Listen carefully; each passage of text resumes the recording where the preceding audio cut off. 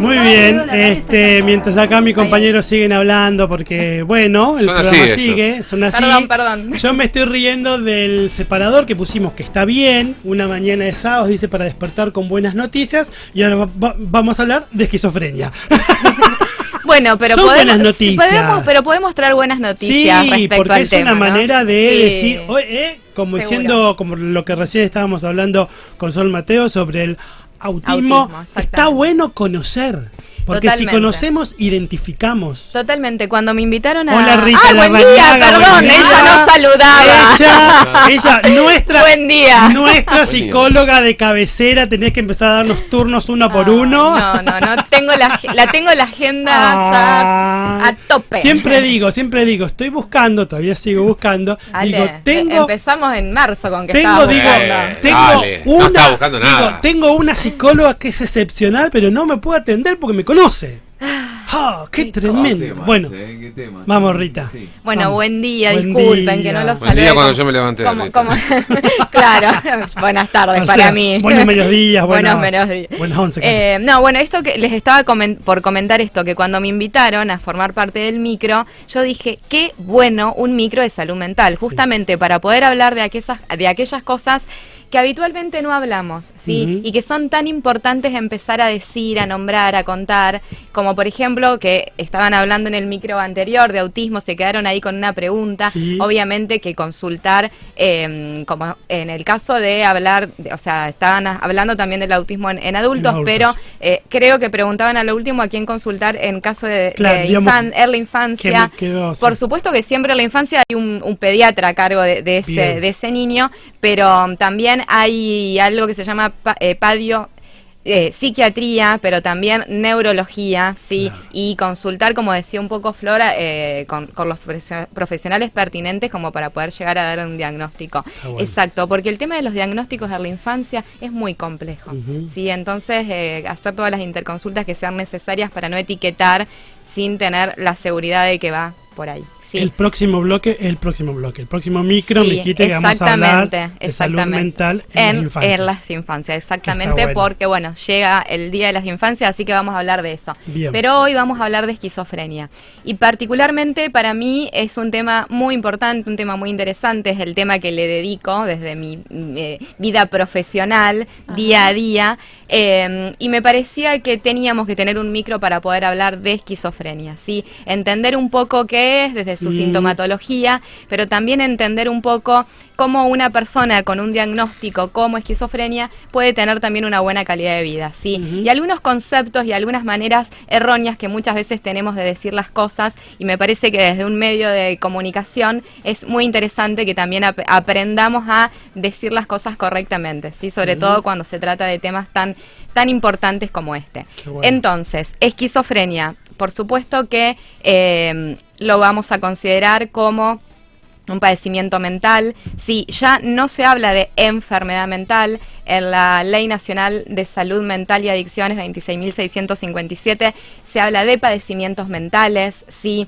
Hay toda una mirada un poco más benevolente, ¿sí? De las personas con padecimientos mentales. Ustedes saben que cuando comenzamos en este micro hablando, hicimos toda esta referencia de el cierre de los manicomios para pasar a un abordaje comunitario de estos temas en salud mental, pero también no solo el cierre de los manicomios, sino fundamentalmente el cambio de una lógica manicomial, ¿sí? Pasar de una mirada y de una lógica manicomial que tiene que ver con etiquetar, con únicamente diagnosticar, con únicamente mirar el síntoma, a pasar una mirada mucho más amplia, comunitaria, y hacer foco siempre en la persona, fundamentalmente suponiendo que esa persona es una persona de derechos y con capacidades.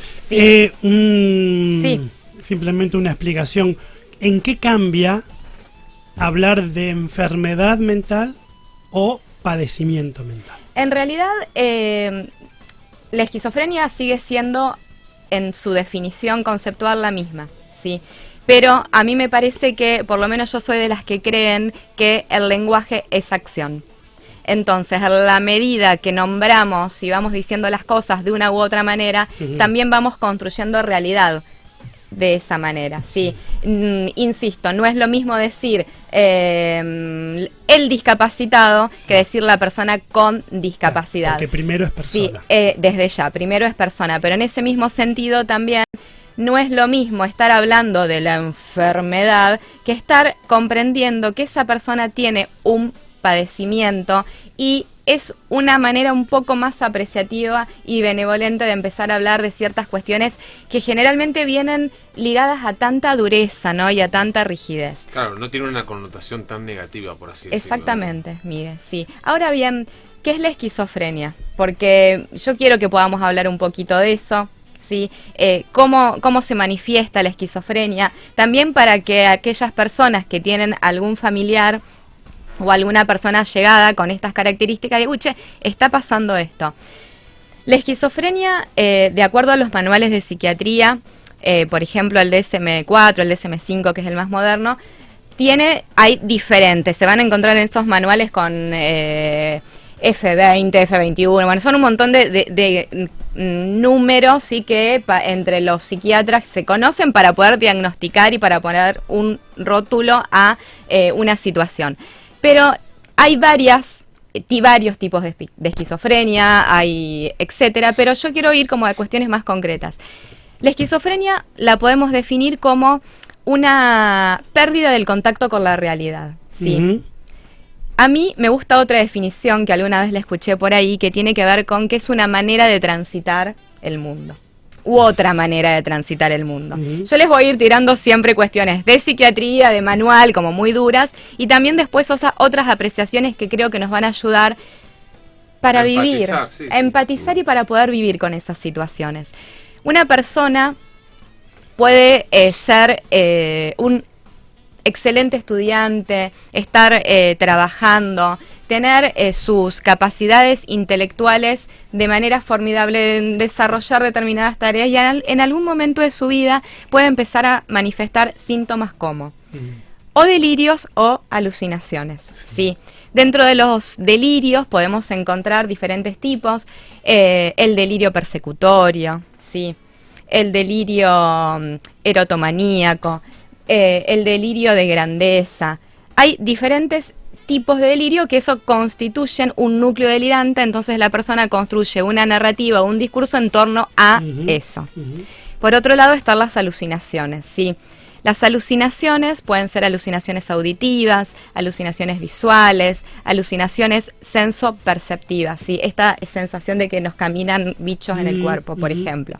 Ahora, esto que estoy diciendo, los delirios y las alucinaciones son lo que se llama la sintomatología positiva, ¿sí? Es decir, cuando la persona está con estos síntomas, está desarrollando este padecimiento. El padecimiento está como poniéndose ahí, empezando a manifestarse, ¿sí? ¿Qué quiero decir? Que la persona empieza a manifestar esos síntomas, pero por supuesto con un tratamiento adecuado, con la consulta en este caso en psiquiatría, también con un apoyo psicoterapéutico y fundamentalmente, aparte del psicofármaco y la terapia individual, con un apoyo comunitario, grupal, formando parte de un grupo donde haya otros y otras con los que uno pueda seguir construyendo vínculo y lazo, la persona puede estabilizarse. ¿Sí? Para mí esto es muy importante, porque si no pareciera que una persona es diagnosticada con esquizofrenia y va a estar delirando el resto de su vida. Yo lo que quiero transmitir, por esto como siempre, bueno, un poco decíamos lo de las buenas noticias o las buenas ideas, son las buenas noticias. Una persona que tiene esquizofrenia puede tener una buena calidad de vida, porque con un tratamiento adecuado puede lograr estabilizarse. Nosotros en psiquiatría o en psicología decimos que hay que los padecimientos mentales no se curan, entre comillas, como cuando uno tiene una lastimadura y empieza a cicatrizar y en algún momento eso termina de sanar. No. Los padecimientos mentales en todo caso se estabilizan. ¿Cómo? Decíamos antes, fundamentalmente con una buena prescripción de un esquema psicofarmacológico. Esto es muy importante que se consulte con el profesional, que los familiares no empiecen a poner a sacar medicación, no, porque me parece que me duerme, me parece que esto, me que hace esto. Es verdad que los psicofármacos tienen muchos efectos secundarios, pero siempre que uno quiera poner o sacar medicación, eso hay que consultarlo con un profesional. Porque siempre digo, llega un punto, por experiencia lo digo, cuando te comienzan a dar, no, en mi caso todavía, pero conozco casos donde llega un punto, cuando te comienzan a dar la medicación, hay toda una primera etapa de mucho adormecimiento, hasta que el cuerpo se acostumbra, y después de esta, casi yo diría, esta primera andanada de medicación y de dosis, después viene un tiempo de estabilización donde te van quitando de a poco, y vos llegás, la persona que padece, casi digo que está enferma, que padece esquizofrenia u otros, se estabiliza. Se estabiliza. Pero hay un tiempo, y para eso, y esto es importante porque yo lo he vivido con gente cercana, no quitar medicación por voluntad propia, sino automáticamente, doctora, me pasa esto, ¿qué hago? O los familiares. Claro, no es un ibuprofeno, como claro. decir, bueno, corto no, totalmente. No, porque claro, eso es lo peor que uno puede hacer. Pero que sí, pero es muy común que suceda, porque ¿qué pasa? Una persona que estaba con delirios, alucinaciones, empieza a tomar la medicación, se estabiliza, y de pronto, pero si yo ya me siento bien, y es muy común que en ese momento, en ese periodo en que la persona se siente bien, deje la medicación. ¿Por qué se siente bien? Porque está tomando la medicación, y acá hacemos siempre este paralelo. Cuando una persona tiene presión alta, va a tomar una medicación para estabilizar esa presión. De por vida. Sí, de por vida. Entonces, ¿por qué va a tener la presión estabilizada? Porque toma ese medicamento, y seguramente porque hace dieta saludable, bla, bla, bla. Pero porque toma esa medicación. Entonces es un gran error dejar encima de golpe toda la medicación. Eso seguramente trae aparejado, como dijo Miguel, una nueva crisis y otro nuevo, a lo mejor un nuevo brote psicótico o un periodo nuevo donde aparecen estos síntomas. También hay una cuestión que tiene que ver con la sintomatología negativa.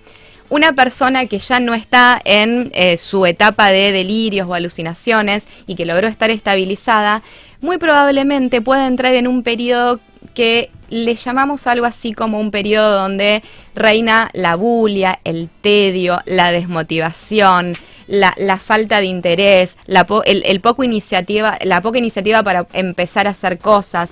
Y se produce un fenómeno que esto es muy dramático para la vida de las personas que tienen esquizofrenia, pero también es muy dramático para las familias de las personas que tienen este tipo de padecimientos mentales. Afectan mucho al entorno. Afectan muchísimo al entorno, porque se empieza a dar con todo este periodo de sintomatología negativa un fenómeno de aislamiento, ¿sí? En el que la persona queda absolutamente replegada y recluida hacia su interior y generalmente hacia el interior de sus familias. Entonces, todo ese circuito que nosotros tenemos habitualmente de, bueno, me levanto, me cambio, desayuno, voy al trabajo, salgo, voy, después paso por lo del amigo, después todo eso queda roto.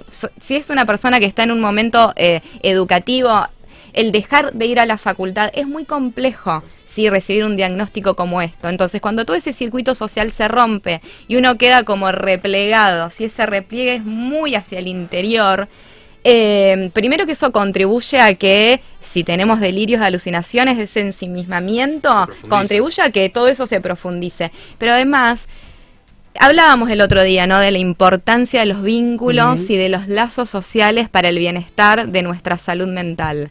Esto es para todos. Sí, claro. Entonces el aislamiento termina siendo una consecuencia de ese diagnóstico de esquizofrenia, pero después termina siendo el problema principal.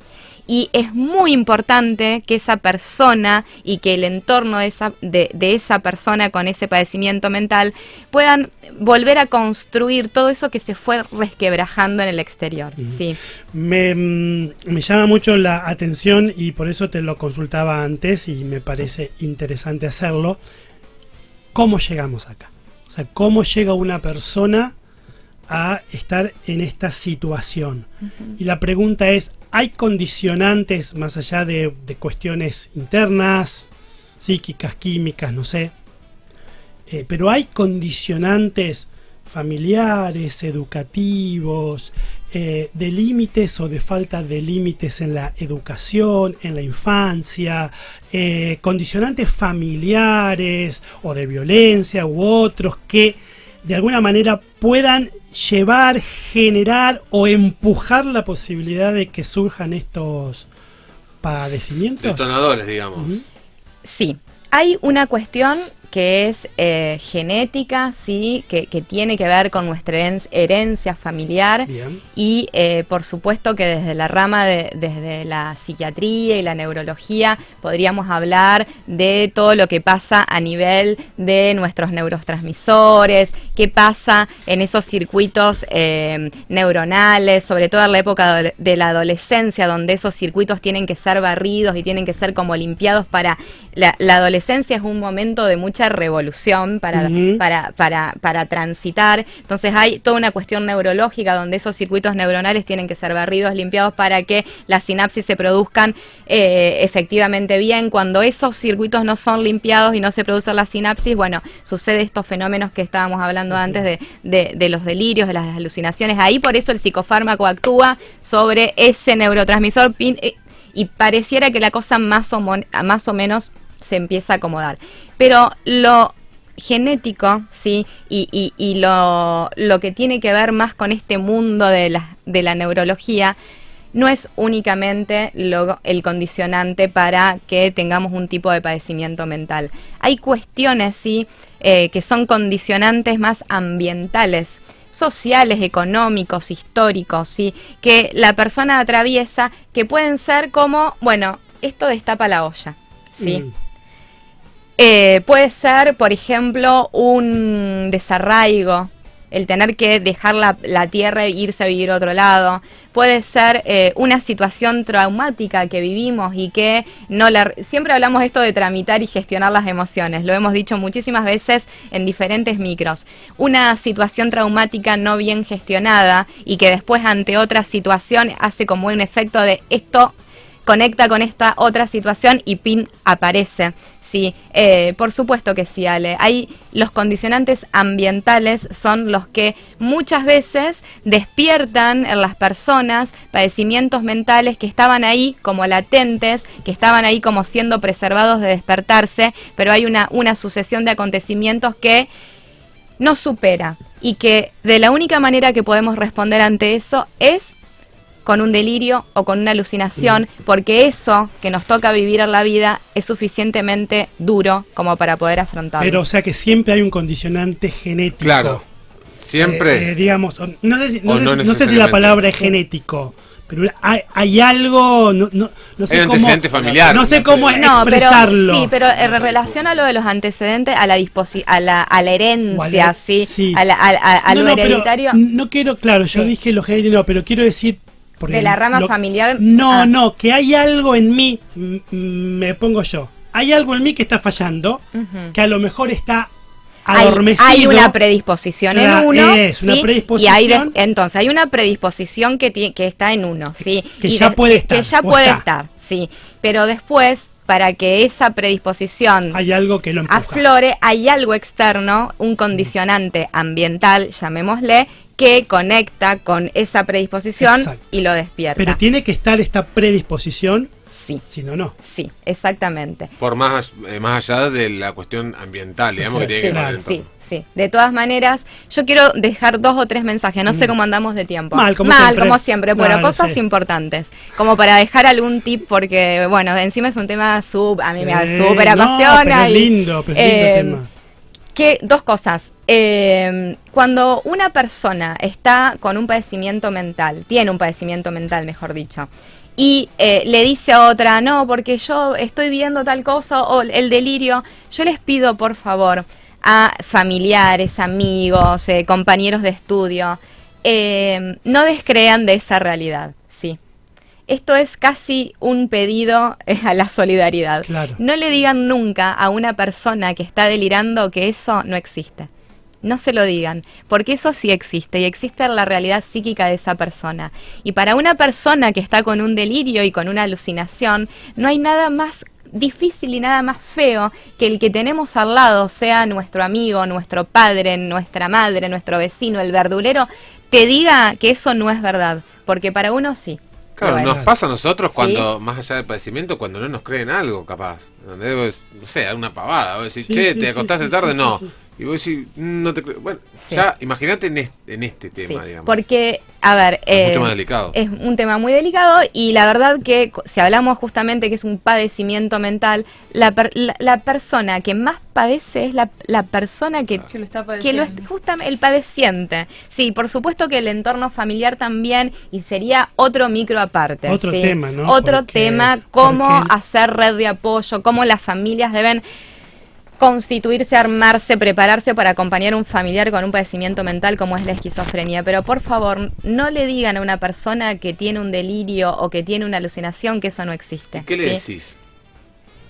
Muchas veces lo recomendado es acompañar en ese delirio o en esa Claro. alucinación. ¿Qué ves? ¿sí? ¿Qué escuchás? Bueno, ¿qué te Contame. pasa? ¿Cómo es? Contame. Sí. Bien. Decirle, yo te banco. No está yo mal te creo. escucharlo, digamos, no es tampoco No es decirle- fogonearlo, no no es es- fogonearlo, No. insisto, no es porque muchas veces, bueno, y que ante ha pasado en esta mesa, ante este tema, ¿qué hacemos? No hablamos para no inducirlo a, no, sí, a ver, es lo que le está pasando y qué mejor poder generar confianza con esa persona para que esa persona nos pueda decir, escucho voces. Sí. Que, Siempre es tenemos mejor que, hablar que no hablar, digamos. Siempre. tenemos que cerrar. ¿Tenés Sí. algún otro datito que querías Y dejar algo claro? que sí, algo que quiero dejar Cortito, claro, Rita, por favor. cortito, Cortito, Rita, algo que cortito, quiero Rita. dejar claro que una persona que tiene un padecimiento mental es una persona que igualmente tiene muchísimas capacidades, sí, que con un buen sistema de apoyo, con un buen tratamiento psicofarmacológico y un buen sistema de apoyo, sí, con base en la comunidad, esa persona puede terminar estudios secundarios, puede terminar estudios universitarios, puede trabajar, sí, puede tener una vida absolutamente plana. Puede tener calidad de vida. Plena. Plena, perdón. plena. Absolutamente plena, exactamente. Puede tener una buena calidad de vida. ¿Qué quiero decir con esto? Que el padecimiento mental no es sinónimo de discapacidad intelectual. Son dos cosas completamente Ok. distintas. ¿Qué hacemos? Cortito y al pie. ¿Qué hacemos con una persona que está diagnosticada, está medicada, pero voy a decirlo en términos muy vulgares, pero es muy cabezadura Ajá. y es muy difícil, y estamos hablando de una persona adulta ya, Ujú. que hace años que tiene un cuadro así, desde la adolescencia casi, o juventud, más que adolescencia, yo creo que lo tenía de antes, pero bueno, que explotó ahí, y es muy difícil, y el entorno no puede manejarlo, y bueno, y hace lo que quiere.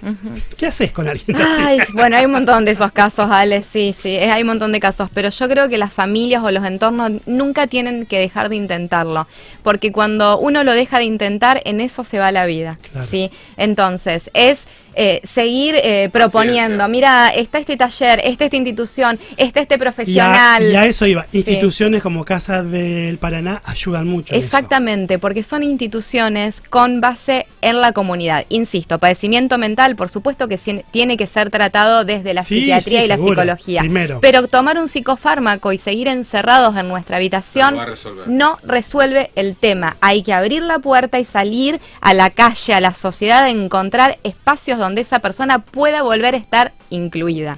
¿Sí? Interesante. Tema seguí, para sí, tema. lo Yo reseguimos. sé que muchos La quieren. importancia de vivir en Hacemos la comunidad. segunda parte después. ¿Cómo? Sí. Hacemos la segunda parte. seguimos. Y Sí, viste sí, que hay sí. temas para, Sí. para Es más, seguirlo, ¿eh? estaría muy bueno que pueda venir a hablar una persona con diagnóstico de esquizofrenia a contar su propia experiencia. Sería excelente. Bueno, ahí estamos. Lo dejamos Cuando vos para quieras. septiembre ya, porque No, ya lo se dejamos nos va, para se nos septiembre. va. Bueno. Gracias. Gracias a Borrita, como siempre. Tanda rápido y volvemos.